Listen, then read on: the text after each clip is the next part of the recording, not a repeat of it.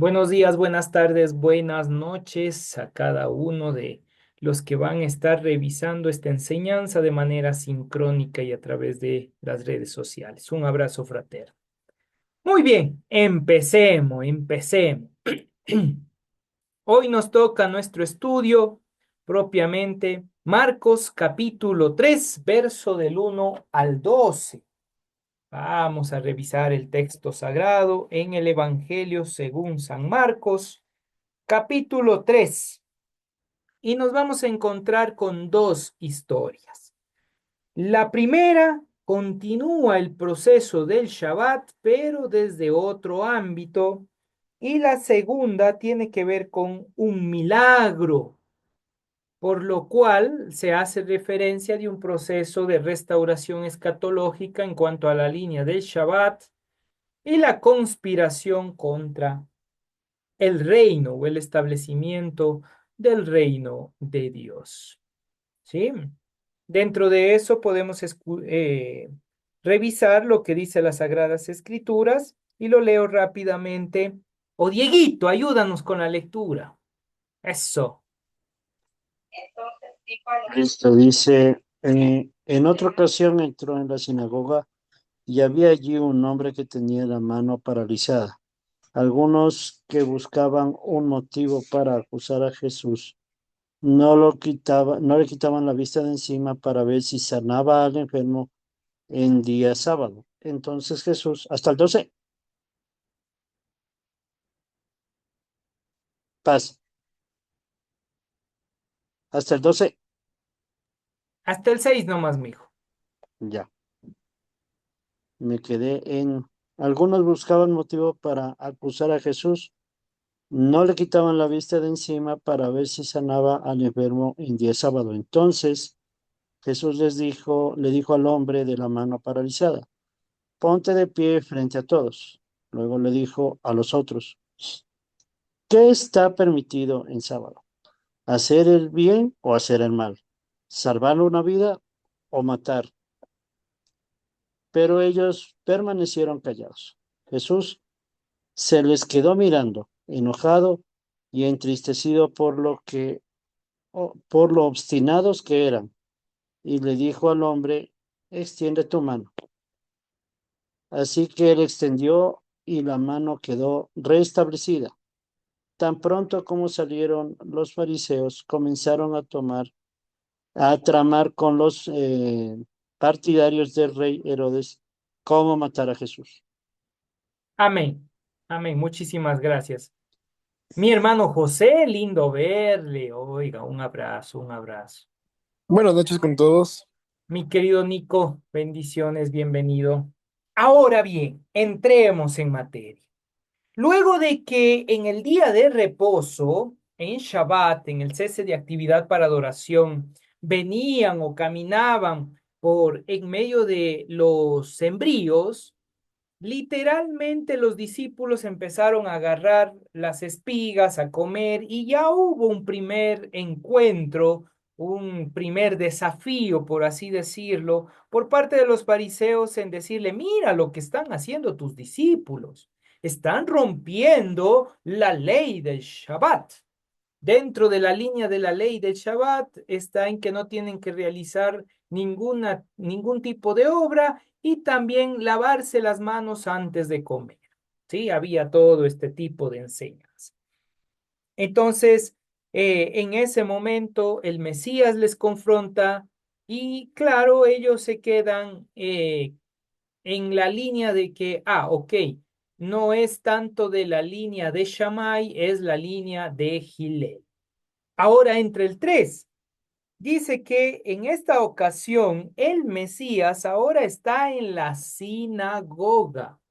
Y entonces el Mesías ya está presente en la sinagoga. Ojo, sigue siendo Shabbat, pero ahora está en la sinagoga, o sea, ya llegaron. No llegan al templo, porque en este caso en Galilea no hay templo, el templo está en Jerusalén. Ellos llegan a una sinagoga, un lugar de reunión para adoración, ¿sí? Ok, llegan a la sinagoga o a la sinagoga y dice que ahí había un hombre que tenía una mano seca. ¿Qué es una mano seca? Es decir, posiblemente, de niño se le rompió los tendones. Y ustedes saben qué sucede cuando en ese periodo de tiempo había una ruptura de tendones. No es como ahora, van, se operan, le vuelven a unir los tendones y listo. Vuelve a tener la funcionalidad nuevamente el brazo, la mano. No, en aquel entonces la ruptura de un tendón significaba literalmente que la mano quede inmóvil, inservible. Y como no está en funcionamiento, ¿qué es lo que pasa? Pierde los músculos, literalmente dejan de cumplir su función. Y al dejar de cumplir su función, en ese momento, literalmente queda como seca la mano. Me explico. Esa es una causal. Es posible que esto sucedió. Otra posibilidad es que se tuvo una ruptura de alguna parte de la parte ósea y como no pudo volver a restaurarle, quedó literalmente como tullida la mano, también considerada como una mano seca. Entonces hay aproximaciones en esa línea. Ahora bien, dice el texto, y le echaban para ver si en el día de reposo, si le acechaban, perdón, para ver si en el día de Shabbat le sanaría a fin de poder acusarle. Nuevamente están ahí, ajá, esta es la oportunidad para tentarle. Vamos a ver qué podemos hacer. ¿Y qué le van a decir? Vamos a ver si podemos acusarle. ¿Sí? Ahora bien, en ese momento, en ese instante, vemos que dice, entonces dijo al hombre que tenía la mano seca, levántate, ponte en medio. O sea, ¿sabes qué? Ven, párate aquí. Él le hace caso y le hace la pregunta. ¿A quién está haciendo la pregunta? ¿A los fariseos o al hombre de la mano seca? Revisen el texto, A los fariseos. ¿ya? Le está diciendo en general, pero específicamente, como dice Dieguito, a los fariseos y le dicen, ¿es lícito en el Shabbat hacer el bien o hacer el mal? ¿Salvar la vida o quitar? Oiga, qué buena pregunta. Está utilizando la misma directriz que utilizó Dios cuando le confrontó a Moisés en el momento que dice, ¿qué vas a escoger, la vida o la muerte? Entonces, ya para los que estaban presentes, inmediatamente supieron por dónde va el punto. El punto no iba tanto en la acción, sino en la vida, directamente, en ser, ¿sí? Entonces aquí está diciendo, ¿es lícito en el Shabbat salvar una vida o dejarla morir o dejar que muera? Entonces, mirándolos alrededor con enojo, entristecido por la dureza del corazón, le dijo al hombre, extiende tu mano. Y él la extendió y la mano fue restaurada, se sanó. Y salidos los fariseos, tomaron consejo con los herodianos contra él para destruir. Ok, esa es la historia, es lo que está pasando. Ahora, si usted se fija, aquí hay algo muy puntual. La gente, los fariseos, los religiosos, no dan respuesta, quedan, como diría mi abuelita, muditicos. No dijeron palabra alguna. Pero ojo, no solo ellos. ¿Quiénes más no dijeron una palabra? ¿Incluyendo quién?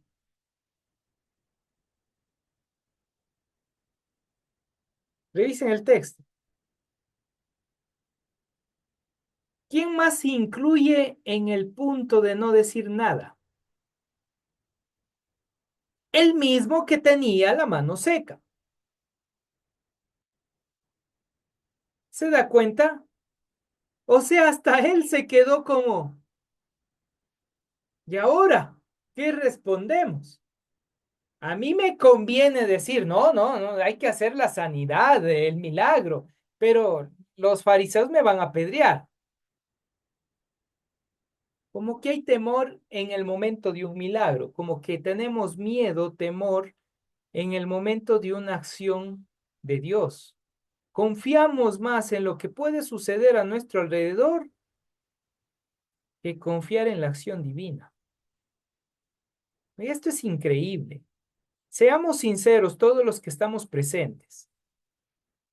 Usted confía, así, sea sincero, con la mano en el corazón, como dice. ¿Usted confía plenamente en la acción divina en su vida? ¿Confía plenamente en la provisión que Dios puede hacer en su vida? O podría decir, bueno, Isaías, 50-50, ya, para no decir mucho. Ya, 40-60, ya, 20-80, o sea,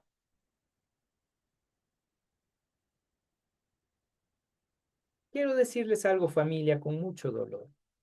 Somos, porque me incluyo, somos incrédulos. Con tristeza lo digo, somos incrédulos. Dios ha entregado todo.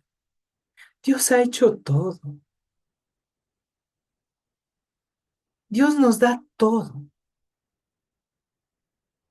Y el libro de Efesios va a decir, todas las bendiciones en Él nos han sido dadas. Todas. ¿Sí o no, Dieguito? Así dice el libro de Efesios. Todas las bendiciones. Todas las bendiciones en Él nos ha sido dada, nos ha sido entregado. Oiga,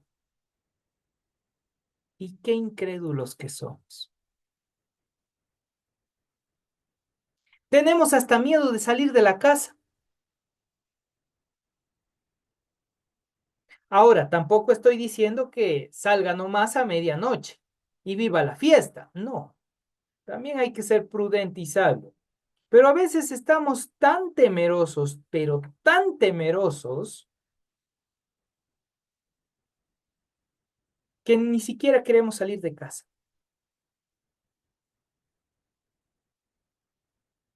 No queremos hacer algo más porque tenemos miedo. Dudamos del Señor. Me encanta traer a colación la pandemia. Sí, fue cruel, fue duro, triste, pero los que todavía estamos presentes, pasamos una pandemia. Pasamos por eso y comimos. Dios nos proveyó, hubo los recursos. ¿De dónde? Hasta ahora me sigo preguntando yo, oiga, ¿cómo hicimos?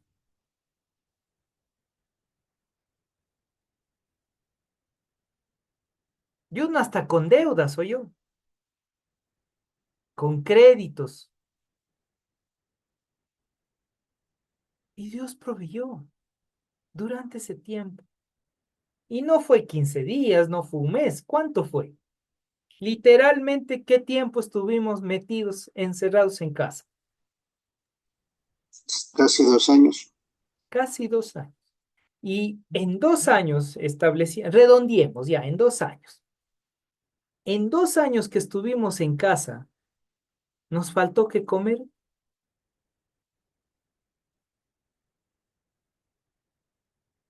Terminó la pandemia, ¿qué sucedió?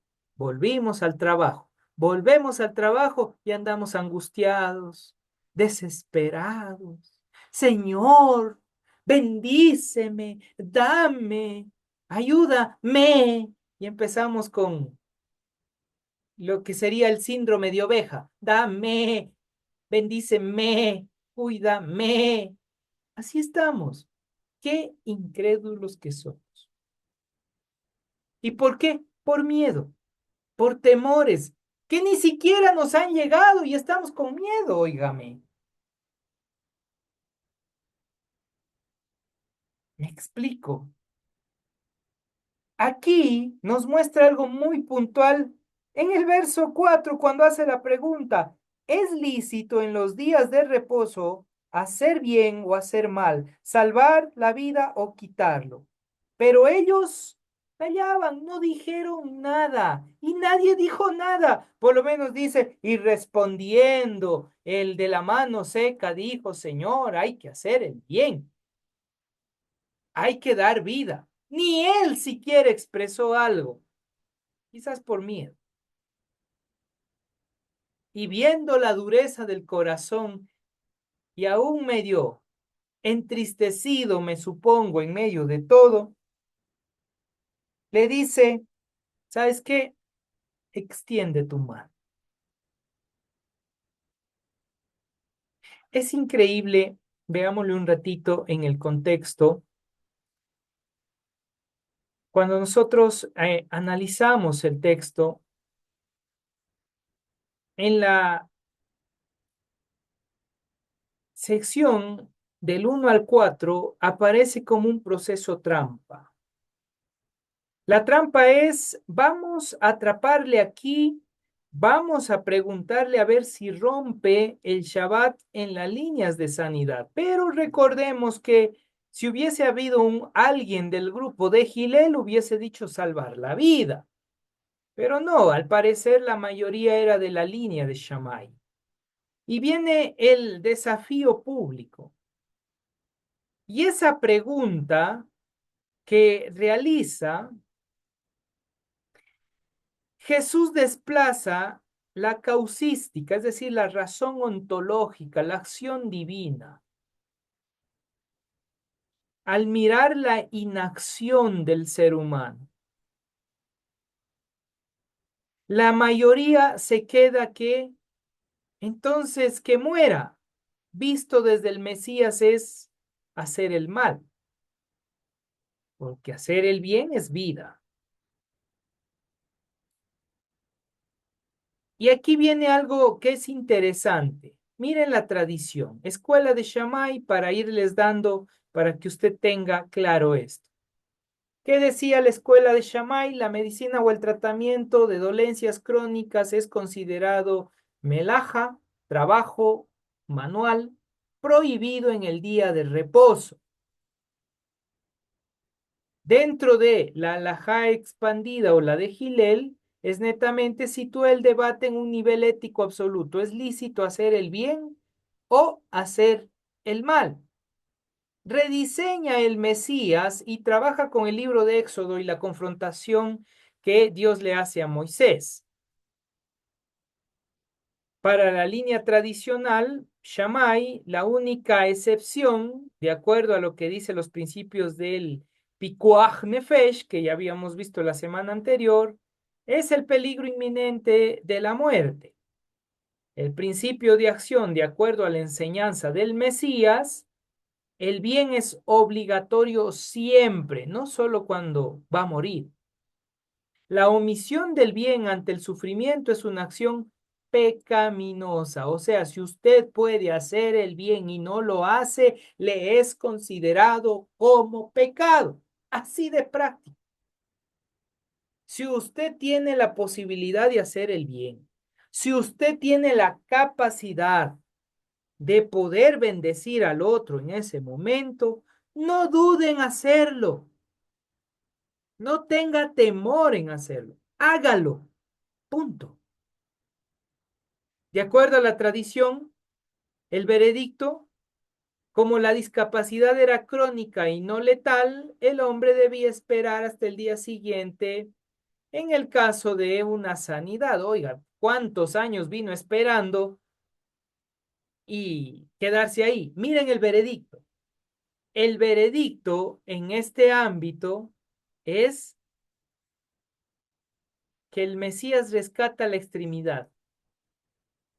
Tenía el brazo tullido y él con una palabra trae restauración, restituye y rompe el pensamiento legalista, perdón, de esta gente. La indignación santa y la esclerosis espiritual. ¿Qué es esclerosis? Dureza, hablando en términos griegos. Vemos la palabra que es condolerse, afligirse o sentir dolor. El término es suyontoumenos y esa palabrita hace referencia a que el Mesías sintió dolor profundo, una tristeza por la rigidez, por la dureza del corazón de las personas, por esa esclerosis. El término propiamente dicho para esto es porosis, que es un sustantivo y fue utilizado en la medicina por Hipócrates. ¿Qué significaba eso? Era la formación de un callo óseo llamado esclerosis o pérdida total de la sensibilidad, sea por ruptura de nervios, ruptura de tendones o lo que es la ruptura ósea. Pero él aplica la mano seca, o sea, esa esclerosis de la mano que no podía usar, la aplica en el corazón de la gente. Oiga, le lleva a ese punto y dice, ustedes están peor que esta mano seca. Y denota en esa línea del corazón una incapacidad patológica crónica de conmoverse ante el dolor ajeno.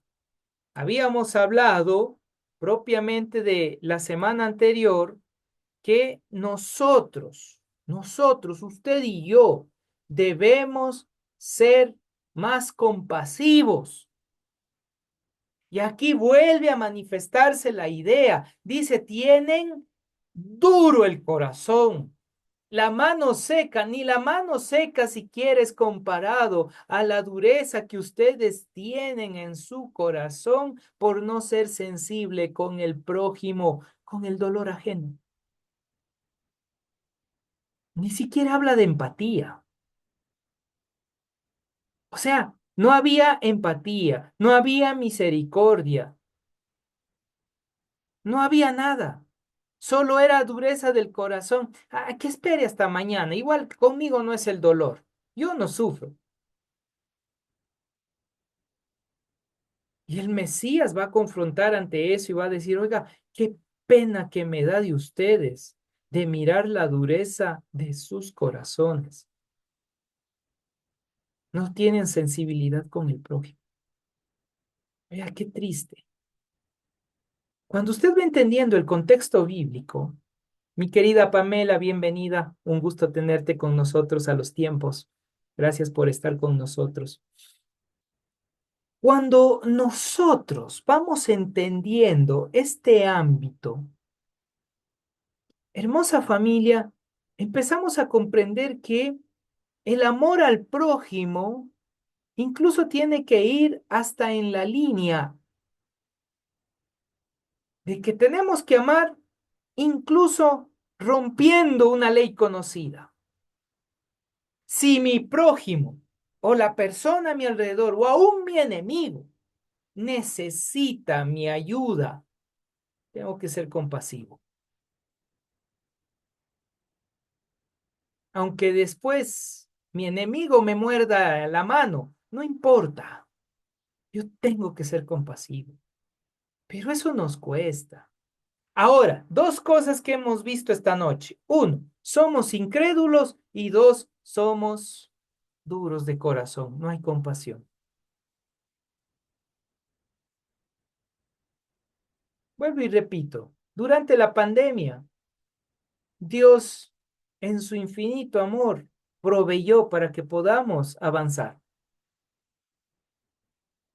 Y en medio de esto,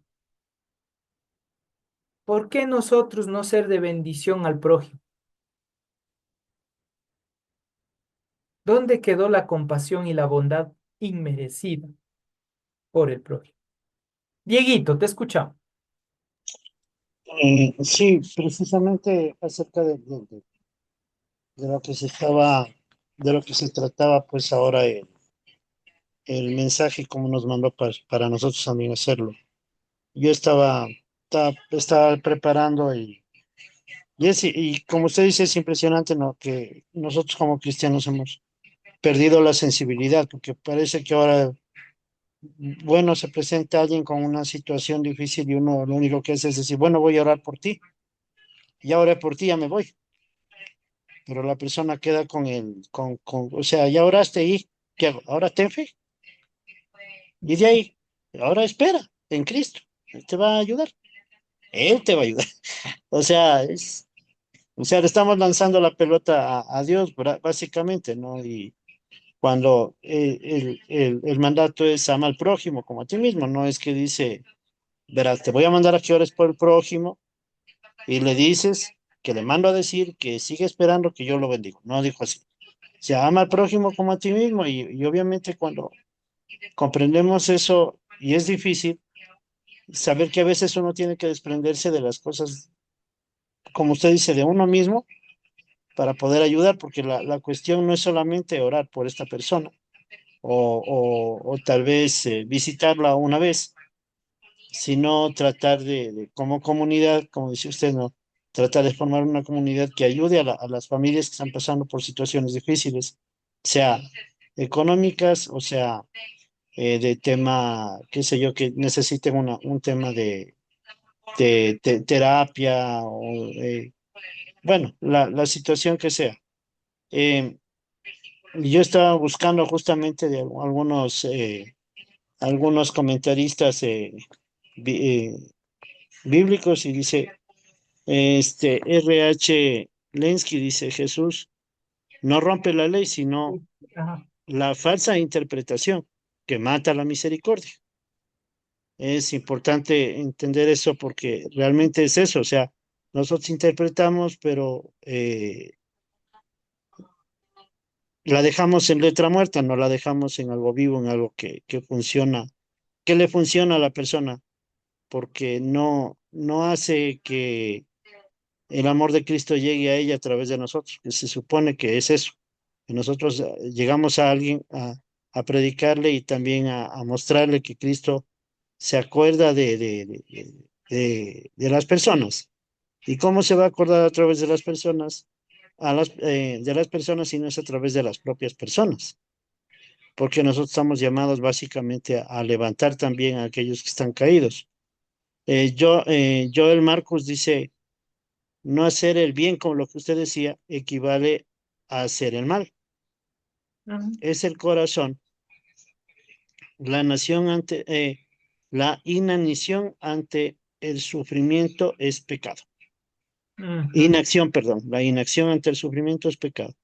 Y N.T. White dice que muestra que el rey trae restauración total, dice, desafiando a todos, desafiando a todo poder que envanece a las personas. O sea, realmente se ha convertido para nosotros, yo creo que es, es, es, es el talón de Aquiles del cristiano, de los cristianos de hoy en día que tenemos, que ahora solo nos hemos acostumbrado a acercarnos a una persona, a orar por esa persona y como usted dice, no hacer un seguimiento equivale a que esa persona, una de dos, o su fe la lleve a Cristo y realmente se, se, se fortalezca y vaya a una iglesia y todo, o realmente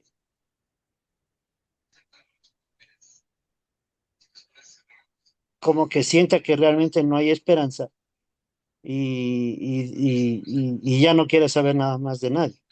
Por eso ujú. digo, es el talón de Aquiles de nosotros los cristianos, de todos. Yo me incluyo porque realmente a veces uno es por la, yo creo que a veces no es tanto el no querer ayudar, sino a veces el que a veces uno ha ayudado y ha habido alguna situación que a uno le ha impedido después volver a ayudar porque uno ya queda como con ese, con ese bichito de si le ayudo, estaré ayudando a una persona que se lo merece. Pero ahí volvemos a decir que Dios dice, ama a tu prójimo como a ti mismo, no dice, verle el buro de crédito, verle si tiene buena apreciación de la gente, revisa si hace cuánto tiempo ha mentido. No, no dice eso, solo dice, ama a tu prójimo como a ti mismo. Y es bien complicado, por eso digo, hacer el bien a veces se nos complica porque nosotros mismos no queremos eh, involucrarnos personalmente en hacer el bien a otras personas. Así es, mi querido Dieguito. Muchas gracias, mi querido Dieguito, por el comentario. Mi hermana Sonia, le escuchamos. Hola, pastor, buenas noches y buenas noches Buenas con noches. todos. Pero primero ofrecer disculpas por llegar tarde hoy otra vez. No se preocupe. Eh, pero me surge, o sea, una inquietud con respecto al tema que están tratando, pastor.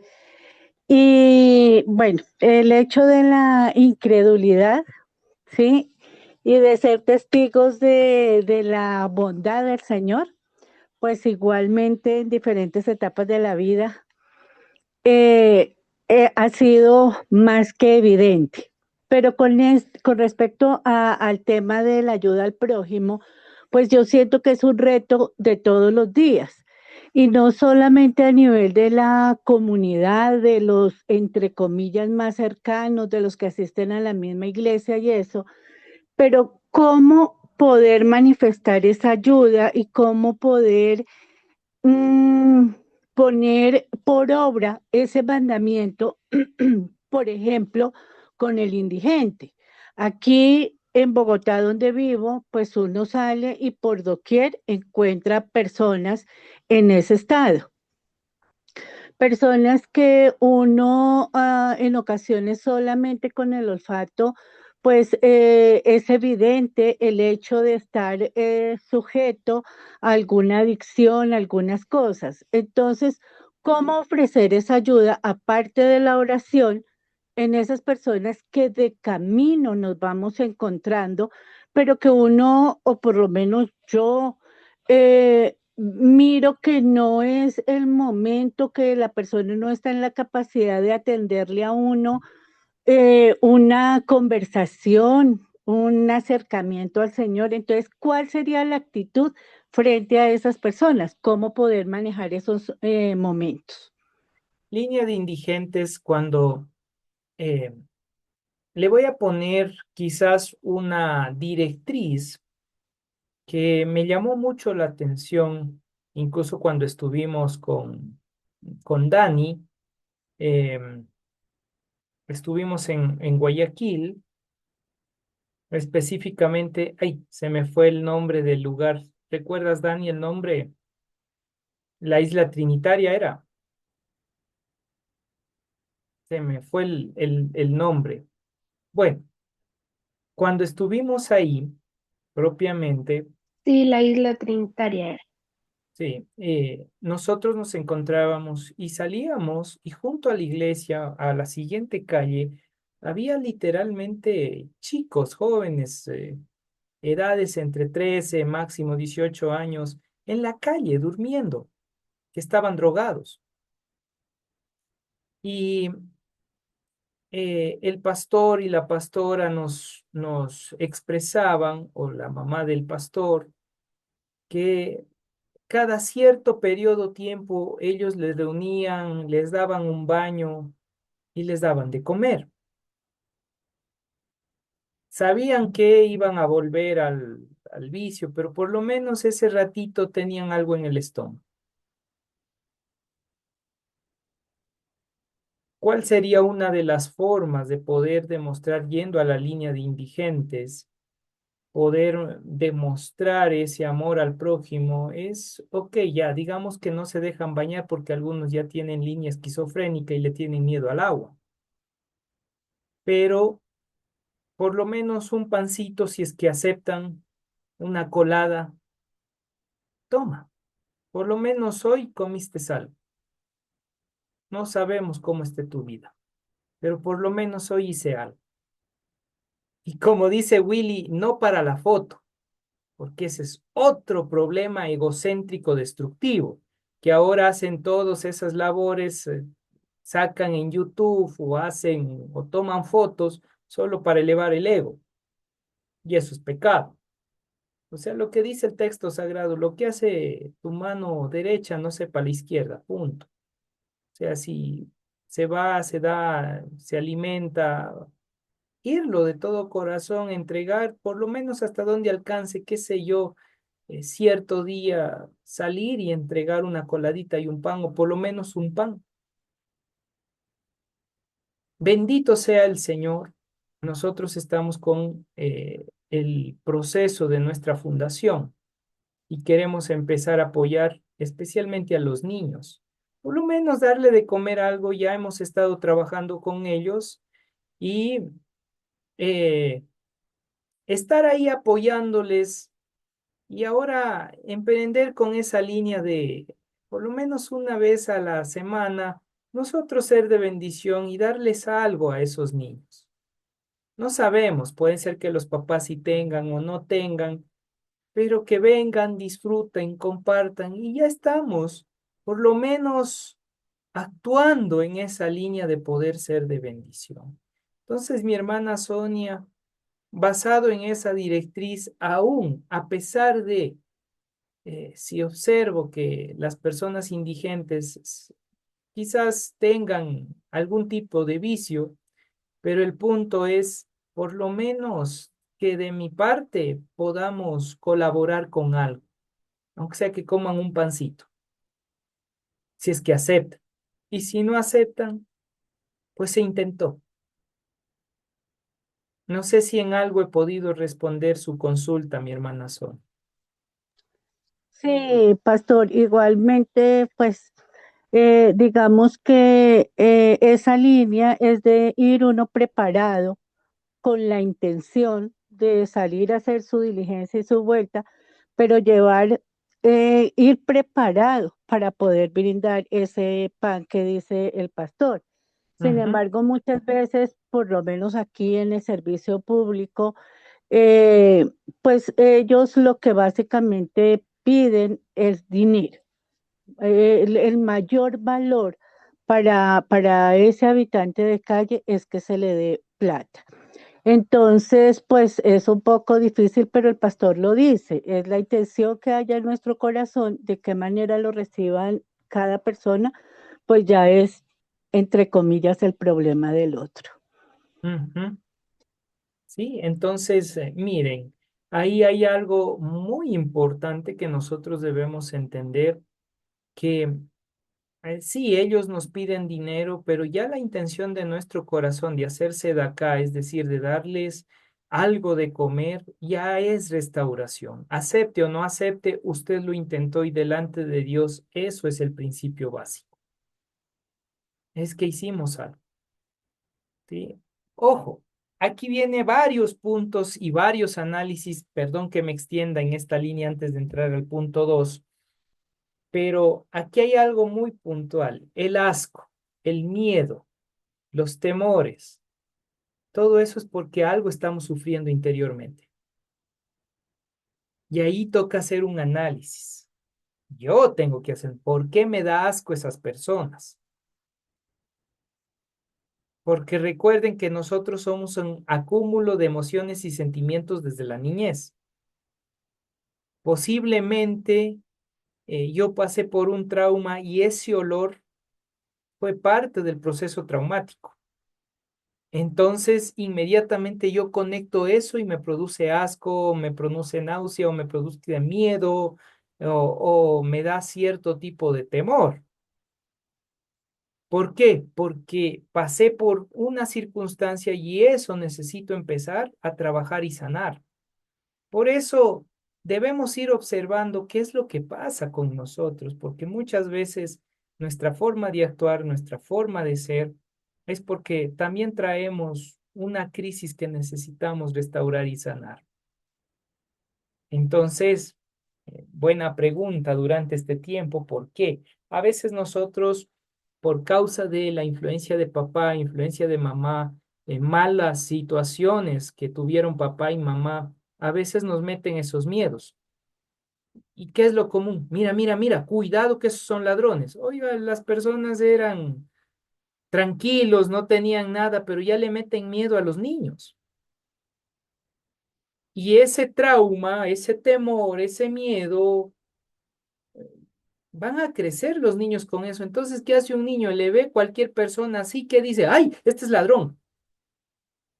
¿Te robaron alguna vez? No. Entonces, ¿por qué dice que es ladrón? No es que papá y mamá dijeron que son ladrones. Me explico, ya quedamos con eso. Entonces, ahí es donde nosotros necesitamos sanar, porque ahí estamos pecando. Y aunque sean ladrones y les roba a usted, se va a robar lo material. Pero esas personas aún en medio de eso necesitan de Dios. Bendito el Señor me permitió estar por 3 ocasiones en la cárcel ayudando a algunas personas. No fui a la cárcel porque hice algo malo, no, no. Entré para procesos de predicación, procesos de ayuda en estos lugares y también en la cárcel de mujeres. Vine acá, acá en Quito, ¿sí? Ahí también ingresé. Oiga, cuando se acercaban esas personas, sí, desde los pies a la cabeza me hacía niña, así, porque yo decía, aquí marché, hasta aquí llegué. Esa fue la primera vez que yo entré en una cárcel en Macas. En Macas ingresamos para hacer un proceso de labor social y evangelístico. Entramos en Macas, en la cárcel, y obviamente ahí salieron algunos y dijeron, hoy es tu día y todo lo demás, y uno era el susto. Y claro, fue mi primera vez, pero yo no entendía o yo no estaba consciente de que alrededor estaban los guardias, alrededor estaban incluso personas que ya tenían esa directriz de ingresar, predicar y todo. Y claro, después me di cuenta y dije, pero si venimos en el nombre del Señor, pase lo que pase, estamos con un propósito y hay una intención del corazón. Ya la segunda vez que ingresé en esa misma cárcel, no hubo ningún problema. Ingresé en la cárcel de Cuenca, tampoco hubo ninguna dificultad. Y acá en Quito también ingresé en la cárcel y ya es como que uno ya sabe cómo funcionan las cosas y hay esa tranquilidad. Oye, y había unos testimonios increíbles, gente que literalmente rogaban por favor, oren por mí, porque mañana más tarde es posible que no amanezca en este lugar, me maten o cualquier otra cosa. Y era la necesidad espiritual. Pero eso es para otros temas de línea evangelística, de cómo trabajar, cómo actuar. Incluso cuando me entregaron la capellanía, nos entrenaron en la línea de cárceles. Entonces, hay que ir entendiendo todas esas partes para saber dónde nosotros nos ubicamos y por qué. Pero esto nos ayuda, familia, a ir entendiendo que la necesidad de predicar la palabra de Dios, por eso dice el texto sagrado en el libro de Pedro, nos va a decir, estén preparados a tiempo y fuera de tiempo para dar testimonio de Dios, donde quiera. Y eso nos toca. Sí, Isaías, continuemos que se acaba el tiempo. Ok, vamos la segunda parte. La multitud a la orilla del mar, dice el verso 7. Mas Yeshua se retiró al mar con sus discípulos y le siguió una gran multitud de Galilea y de Judea, de Jerusalén, de Idumea, del otro lado del Jordán, de los alrededores de Tiro y de Sidón, oyendo cuán grandes cosas hacía. Grandes multitudes venían a él Una pausa. ¿Por qué venían a él?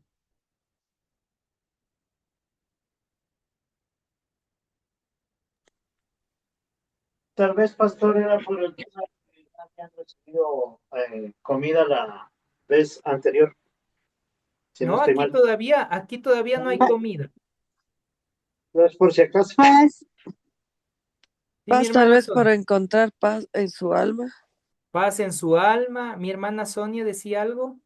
sí, pastor, le iba a responder con algo que está escrito en la versión que tengo, Nueva Traducción Viviente. Léalo, por favor, léalo. Las noticias sobre sus milagros corrían por todas partes y una enorme cantidad de personas llegó a verlo.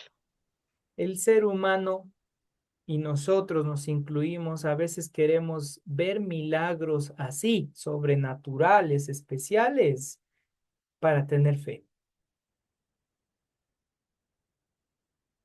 Y vuelve la incredulidad. Y como dice Reinaldo también, para encontrar su milagro.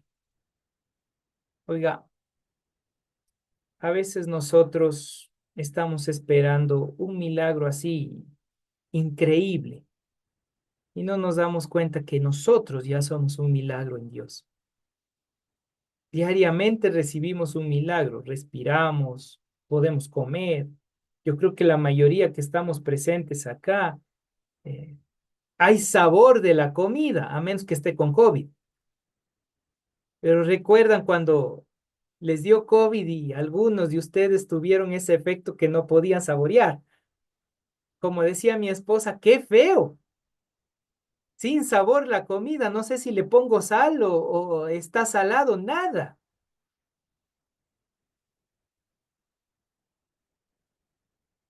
En este país tener vida ya es un milagro, sí, mi querido Reinaldo. Mi querida Ruth, te escuchamos. Paz. A veces, la incredulidad puede darse por la dureza de nuestro corazón y por eso no entendemos El realmente milagro. cuál es el propósito que Dios tiene en nuestras vidas y por esas razones que no podemos avanzar, digamos.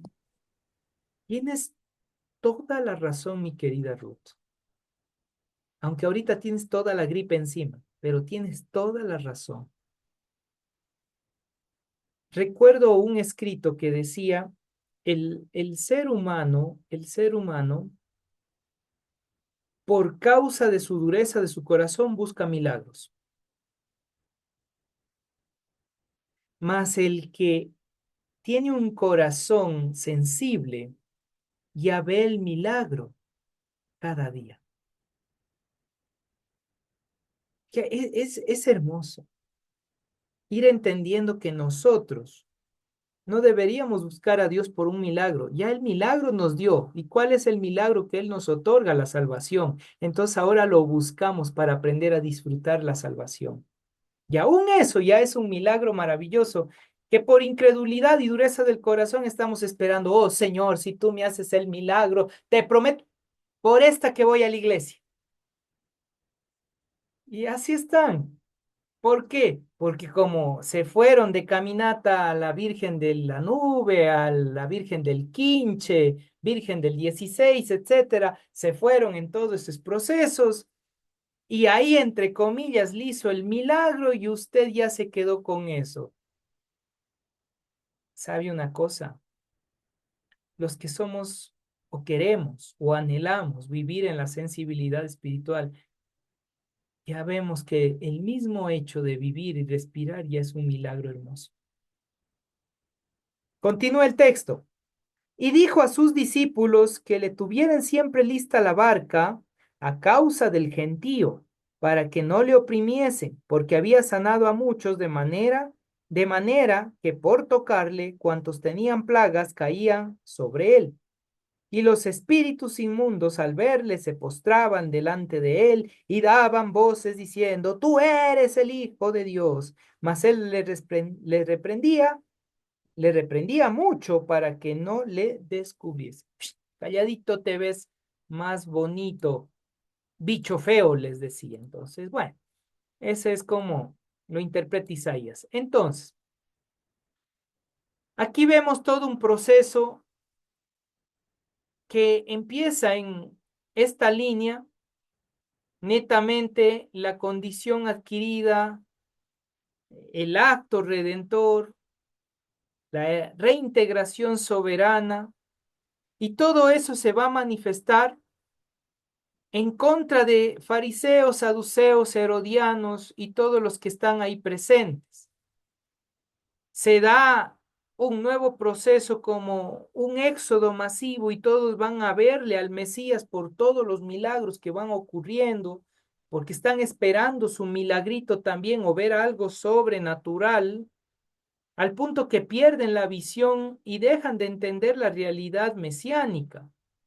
La paradoja es el reconocimiento. Prospitontes, que es el término compuesto, significa caer de rodillas en el pensamiento semítico, no hace referencia a adoración piadosa, sino a una rendición incondicional, involuntaria ante el Señor, ¿sí? Es decir, tampoco es que había realmente un corazón dispuesto a ser restaurado. Iban más por lo que estaba sucediendo y les llamó la atención. Por eso, ante los enemigos, los demonios y todo lo demás, Dios le dice, ¿sabes qué? No hagas bulla. Aún la identidad no tiene que ser reconocida. No divulgues un triunfalismo mágico o político, sino que el único triunfo es la redención, que más adelante se desarrollará en la cruz del Calvario. Familia, aquí viene algo que tiene que usted y yo reflexionar mucho. Nos encanta dejarnos llevar por las emociones.